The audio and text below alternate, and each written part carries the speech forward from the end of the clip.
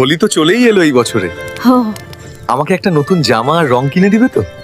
তুই তো জানিস বাবা, আমাদের আজ আনতে কাল ফুরোয়, তোকে কিভাবে নতুন জামা কিনে দিব রে আমি? এই বছরেও আমার হোলি খেলা হবে না মনে হচ্ছে। হ্যাঁ, আমাকেই কিছু একটা করতে হবে রে। সবাই দেখ, গরিবের বাচ্চা আমাদের সঙ্গে হোলি খেলতে এসছে। ছেলে গরিব, আমাদের সঙ্গে রং খেলার আগে নিজের জামাটা চেঞ্জ করে আয়, তারপর আমাদের সঙ্গে রং খেলবি রে গরিব। আজকে আমার কাছে টাকা নেই বলে তোমরা আমাকে এইভাবে অপমান করছো, কিন্তু মনে রেখো, একদিন ঠিক এই অপমানের বদলা আমি নেব। ওদেরকে তো বলে এলাম, এখন আমি কি করে নতুন জামা কিনবো রে? আমার কাছে তো টাকাও নেই, এখন আমি কি করব? রাস্তার মধ্যে এই বড় বাক্সটা কোথা থেকে এলো রে? আশেপাশে কাউকেই তো দেখতে পাচ্ছি না। ও, আমি বাড়ি নিয়ে চলে যাই তাহলে।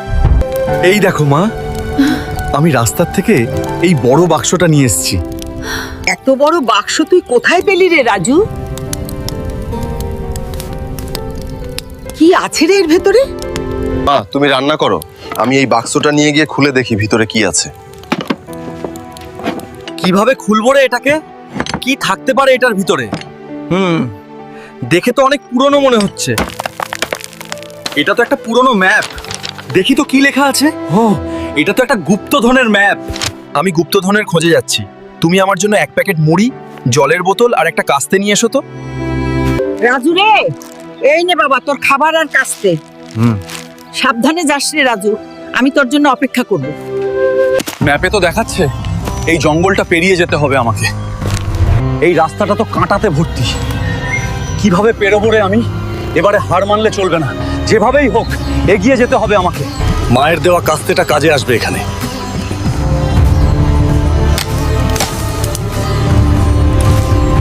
একটাও গাছ থাকবে না, আর আজকে আমার সামনে যেই আসুক না কেন, কেউ থামাতে পারবে না আমাকে। এই মুড়িগুলো খেয়ে নিল, এবারে এখনো অনেক পথ বাকি আছে। খেয়ে পর আবার এগিয়ে যাব। এটাই তো সেই গুহা। ও,